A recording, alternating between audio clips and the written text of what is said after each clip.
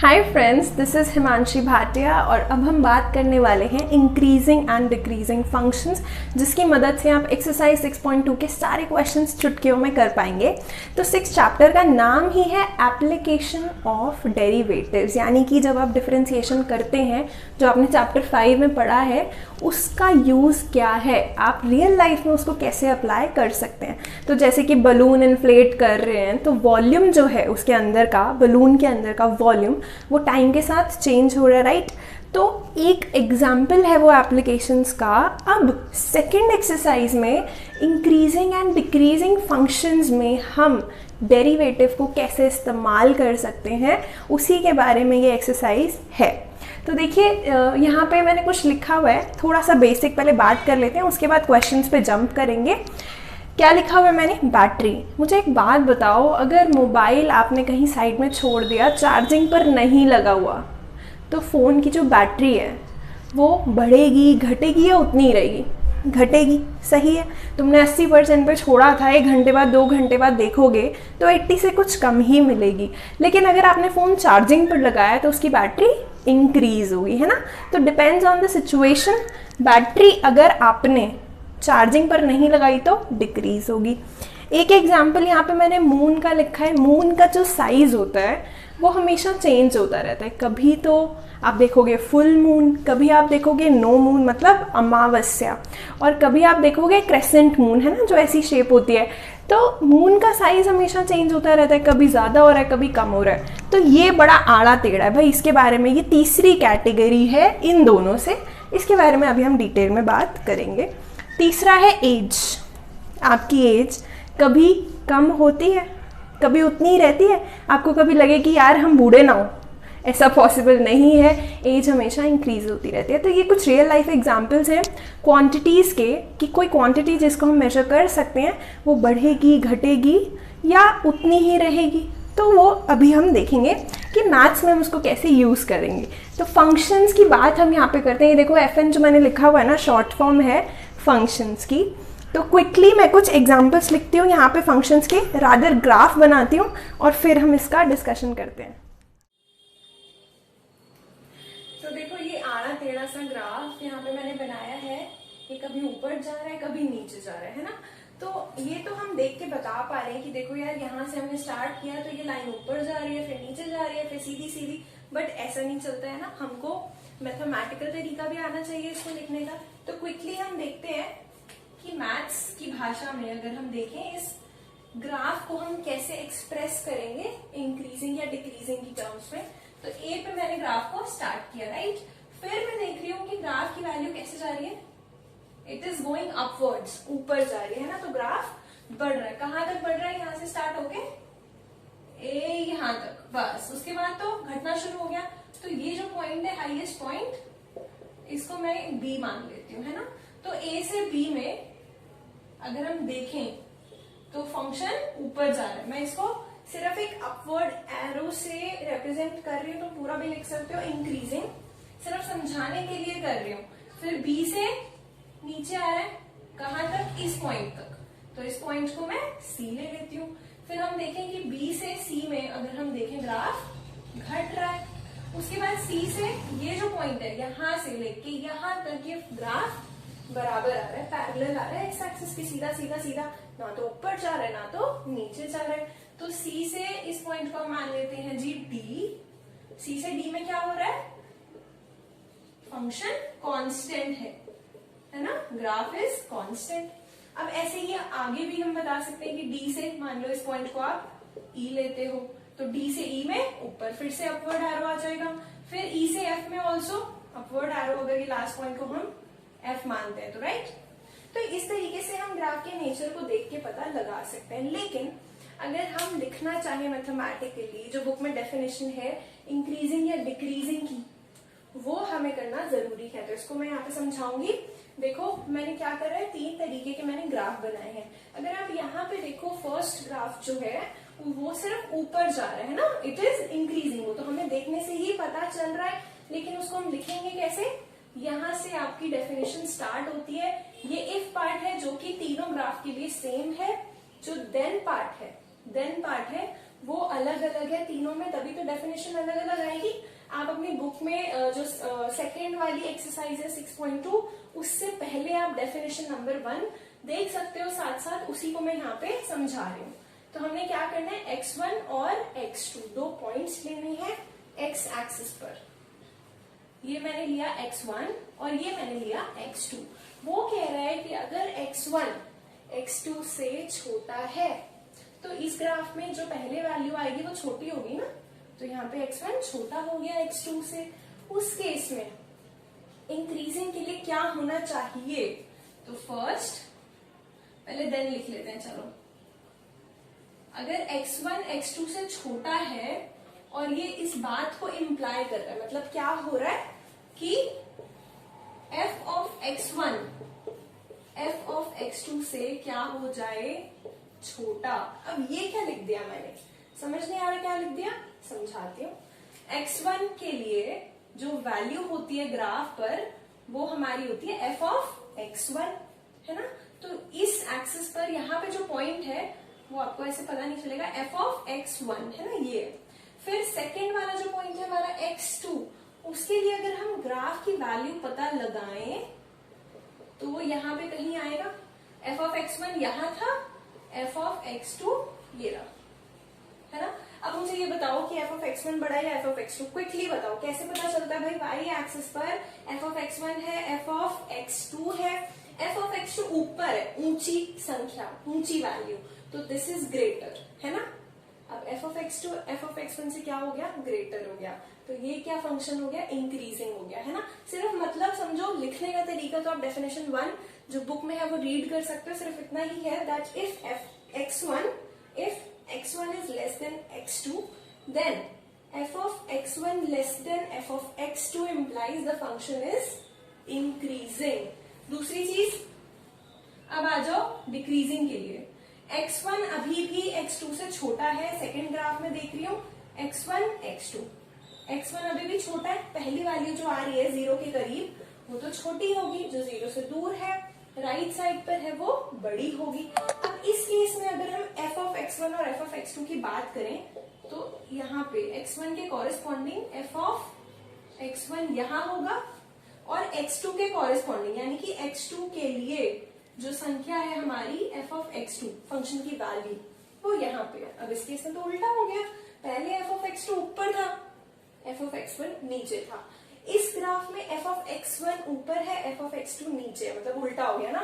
तो second definition, मतलब इस डेफिनेशन के सेकेंड पार्ट में f of x1 f of x2 से क्या हो गया, बड़ा हो गया, बड़ा, ठीक है। तो ये जो पार्ट है, इफ पार्ट सेम था, देन पार्ट में अगर ये लिखते हैं तो इसका मतलब हमारा जो फंक्शन है वो डिक्रीजिंग है ना। ये सेकेंड केस हो गया हमारा, ये हो गया हमारा इंक्रीजिंग,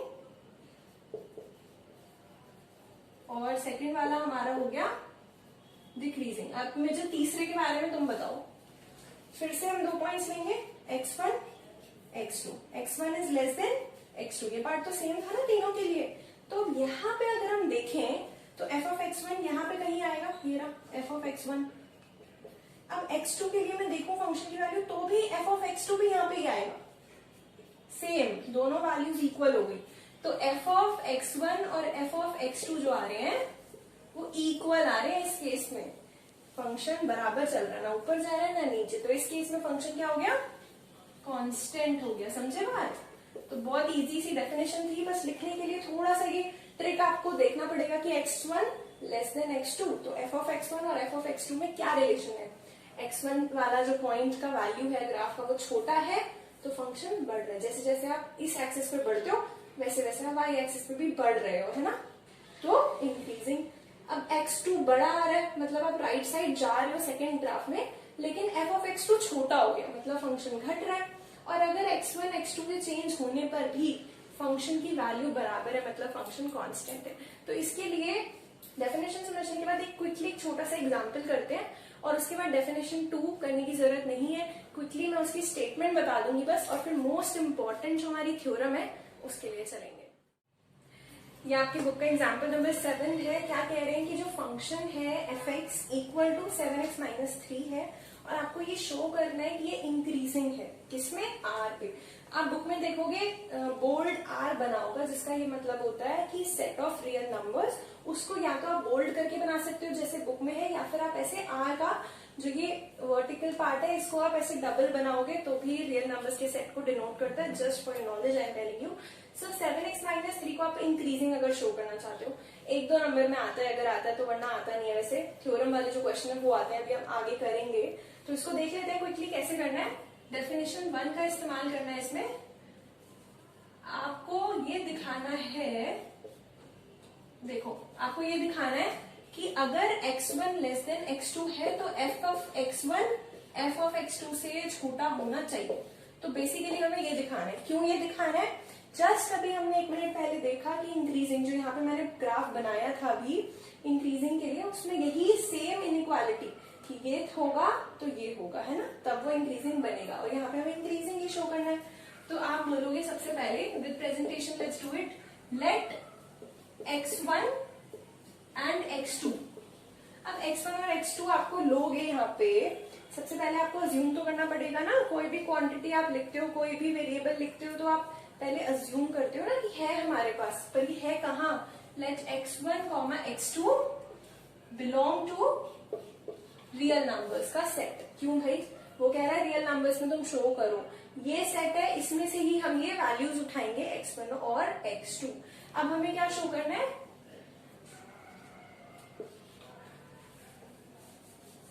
देखो x1 लेस देन x2। ये क्यों लिखा मैंने? मैं ये कह रही हूं कि मैंने x1 और x2 दो वैल्यूज ली रियल नंबर्स के सेट में से, और साथ ही साथ x1 लेस देन x2 है, ऐसा भी मैं ज्यूम ही कर रही हूँ। ये दोनों चीजें मैंने लेट कर लिया। मुझे शो टू शो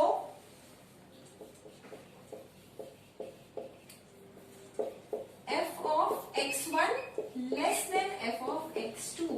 लेकिन ये f ऑफ x1 और f ऑफ x2 है क्या? वो आपको यहां से मिलेगा भाई। f of x 7x minus 3, f of p 7p minus 3, f of x1 7x1 minus 3, f of Pappu 7 Pappu minus 3। तो जो भी तुम्हें चाहिए तुम बस उसको रिप्लेस कर दो। आपको 7x f ऑफ x1 चाहिए तो यहाँ पे x की जगह पे x1 रखा, 7x1 माइनस 3, और f ऑफ x2 के लिए 7x2 माइनस 3। अब ये मैंने लेस देन का साइन लगा दिया। अब ये है क्या? ये हमें मिल चुका है, ये हमें प्रूव करना है, ये हमें प्रूव करना है, ये हमें शो करना है ना। अब आपके पास गिवन है ये आपके पास गिवन है x1 less then x2, show करना है ये। तो यहाँ से यहाँ तक पहुंचने के लिए क्या करना पड़ेगा? इसमें थोड़ी छेड़छाड़ करनी पड़ेगी। कैसे भाई? x1 लेस देन x2 का क्या मतलब है? दोनों में 7 की गुना कर देंगे, क्योंकि हमें 7x चाहिए। तो x1 लेस देन x2 होगा अगर, 7x लेस देन 7x2 होगा। भाई ये तो इनइक्वालिटी का रूल है, कोई भी आप नंबर मल्टीप्लाई करो जो कि पॉजिटिव हो तो इनइक्वालिटी वैसी की वैसी रहती है। तो इतना तो मिल गया, अभी -3 और चाहिए, तो कुछ नहीं है। अब हम क्या कर देंगे? 7x1 minus 3 less than 7x2 minus 3। अब देखो कितना सिंपल था, 2 स्टेप में काम हो गया। पहले आपने 7 से गुना किया और फिर 3 को माइनस किया आपने, मतलब 3 को घटा किया। अब कोई भी नंबर अगर आप दोनों साइड प्लस करते हो या दोनों साइड माइनस करते हो तो भी इनइक्वालिटी सेम रहती है। तो यहां से तुम पहुंच गए यहाँ, ये तुम्हें चाहिए था, तो हेंस प्रूव्ड। हेंस या मतलब इसलिए f ऑफ x1 जो है f ऑफ x2 से छोटा हो गया। जस्ट अभी जो मैंने डेफिनेशन तुम्हें बताई थी 2-3 मिनट पहले यहाँ पे ग्राफ बना के, कि अगर x1 लेस देन हो x2 से और उससे हमें ये मिल जाए कि f ऑफ x1 भी f ऑफ x2 से छोटा है, तो इसका मतलब क्या होता है? हमारा जो फंक्शन होता है वो इंक्रीजिंग है। ये मैं क्या लिख रही हूँ? एरो बना के ing, ये मेरा शॉर्ट फॉर्म है इंक्रीजिंग लिखने का। तुम पूरा ही लिख देना, ठीक है? जब भी मैं पढ़ाऊंगी तो मैं इस तरीके से एरो का यूज करूंगी। तो ये एग्जांपल हो गया। अब हमारी बहुत इंपॉर्टेंट वाली थ्योरम जो हमें करनी है, इतनी सिंपल है, कुछ भी नहीं है उसमें। डेरिवेटिव पॉजिटिव तो इंक्रीजिंग, डेरिवेटिव लेस देन 0 यानी कि डेरिवेटिव नेगेटिव तो डिक्रीजिंग, और डेरिवेटिव 0 तो फिर क्या होगा देखते हैं। देखो थ्योरम क्या कहती है? f इंक्रीजिंग होगा अगर डेरिवेटिव 0 से बड़ा है, f डिक्रीजिंग होगा अगर डेरिवेटिव 0 से छोटा है, और f कांस्टेंट होगा अगर डेरिवेटिव 0 के इक्वल ही है। तो हमने जहाँ पे स्टार्ट किया था कि डेरिवेटिव को हम कैसे यूज़ करें इंक्रीजिंग डिक्रीजिंग में, वो यहाँ पे आके आपको दिखता है। इसको बिल्कुल ना मतलब अच्छे से समझ लो, बहुत इंपॉर्टेंट है ये समझना। क्या है, अप्लाई करते हैं, क्वेश्चन में पता चलेगा आपको। अगर ये दिखाना है, ये आपकी बुक का एग्जाम्पल है, फंक्शन दिया हुआ है x cube minus 3x² plus 4x, जहाँ पर कि x क्या है, रियल नंबर है, x belongs to the set of real numbers, then you have to show that f is increasing. अब किसी भी फंक्शन को अगर आपको इंक्रीजिंग दिखाना है तो देखो पिछली जो हमने डेफिनेशन पढ़ी थी उससे आप ये कर पाओगे। अगर आप उससे कि x1 x2 से छोटा है तो f of x1 less than f of x2, भाई साहब बहुत ही ज़्यादा कॉम्प्लिकेटेड हो जाएगा। इसलिए ये बेस्ट ईजी क्विक मेथड हमारे काम आता है। हमें क्या करना है, इंक्रीजिंग दिखाने के लिए पहली वाली पॉइंट पे जाना है, ए पॉइंट पे इंक्रीजिंग शो करना है। तो क्या करोगे, डेरिवेटिव 0 से बड़ा दिखा दोगे। ये क्या बना रखा है मैंने, फॉर ऑल, इसका मतलब है फॉर ऑल सभी x जो ए बी में बिलोंग करते हैं उनके लिए अगर डेरिवेटिव 0 से बड़ा है तो फंक्शन इंक्रीजिंग हो जाएगा। होपफुली आपको ये टर्मिनोलॉजी समझ में आती है कि कॉन्टिन्यूस होता है, एंड पॉइंट्स को इंक्लूड करते हैं, डिफरेंशिएबिलिटी की बात करते हैं तो एंड पॉइंट्स को इंक्लूड नहीं करते। ये अलग कॉन्सेप्ट है, अगर नहीं समझ में आए तो कमेंट्स में बताना, फिर मैं इसको एक्सप्लेन अलग से कर दूंगी। बट अभी हम आगे चलते हैं, हमें पहले बात करनी है डेरिवेटिव की, ठीक है। तो सबसे पहले तो मैं यहाँ पे शॉर्ट में करती हूँ, f डैश x क्या हो जाएगा, डेरिवेटिव लिखेंगे x क्यूब का डेरिवेटिव 3x² माइनस 3x² का डेरिवेटिव 6x प्लस 4, ठीक है। अब तुम्हें इसकी वैल्यू जांचनी है, मतलब आपको पता लगाना है कि ये जो डेरिवेटिव है ये 3x² minus 6x plus 4, this is positive, negative और equal to 0 for what, for x belonging to real numbers. तो भाई याद रखना, जब भी तुम्हारे पास कोई क्वाड्रेटिक आ जाती है यानी पावर 2 वाली एक्सप्रेशन आ जाती है तो क्या करना होता है, completing the square. Completing the square तो यार 9th 10th में पढ़ लिया था, बहुत आसान है। तो क्या करना होता है, यहाँ पे देखो कंप्लीटिंग द स्क्वायर के लिए 3x², ये किसका स्क्वायर बनेगा, ये देखो वैसे तो ये √3x का होल स्क्वायर बनेगा, है ना, बनेगा कि नहीं बनेगा। लेकिन यहाँ पे आप एक और मेथड भी कर सकते हो जो कि बहुत आसान है, 3x² माइनस 6x, ये जो पार्ट है ये मुझे पता है कैसा दिखाई पड़ रहा है, कुछ कुछ ऐसा x² माइनस 2x जैसा दिखाई पड़ रहा है। अगर मैं इसमें +1 करती हूँ और -1 करती हूँ, इसको अलग लेती हूँ, ये x माइनस 1 का होल स्क्वायर बनता है कि नहीं बनता है, अभी पता चलेगा मैं क्या कह रही हूँ। 3x² माइनस 6x प्लस 3 + 1, ये देखो मैंने क्या बना दिया। ये थोड़ा सा हमें स्मार्टली करना पड़ता है, लेकिन अगर तुम कंप्लीटिंग द स्क्वायर लगाओगे तो भी क्वेश्चन आराम से हो जाएगा।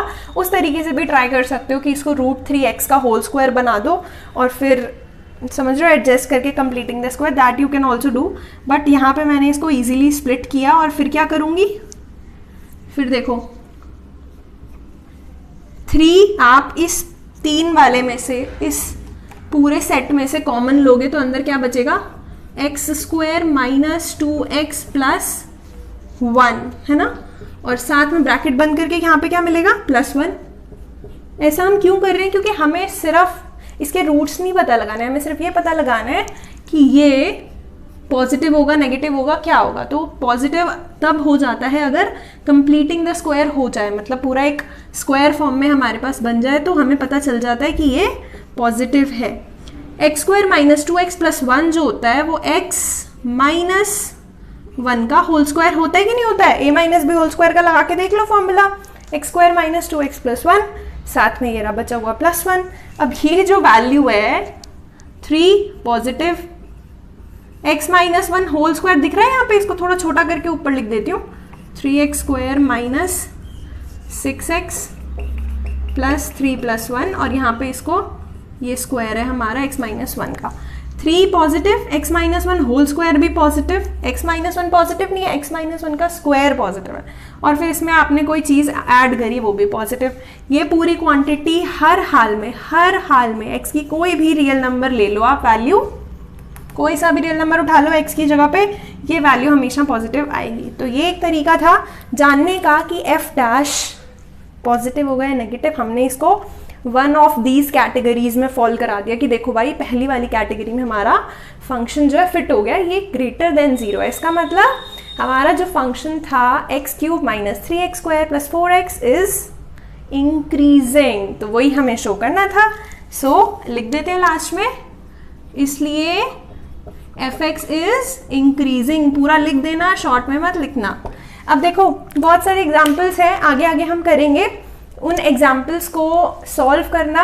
और जब मैं आपको 6.2 के क्वेश्चंस करवाऊंगी तो उसमें मैं आपको ना एक फर्स्ट क्वेश्चन में या जब भी जहाँ पे ज़रूरत आएगी मैं आपको एक पॉइंट्स का पूरा सेट दे दूंगी, स्टेप 1, स्टेप 2, स्टेप 3, जिससे आप इजीली क्वेश्चंस कर सकते हो। तो फिलहाल के लिए इतना समझो, कोई डाउट है तो कमेंट सेक्शन में पूछो। बहुत बहुत धन्यवाद ये वीडियो देखने के लिए। आई होप आपको समझ में आया होगा। कुछ कहना, बताना, पूछना चाहते हो तो कमेंट सेक्शन में मोस्ट वेलकम है। Thanks a lot, keep smiling, bye bye.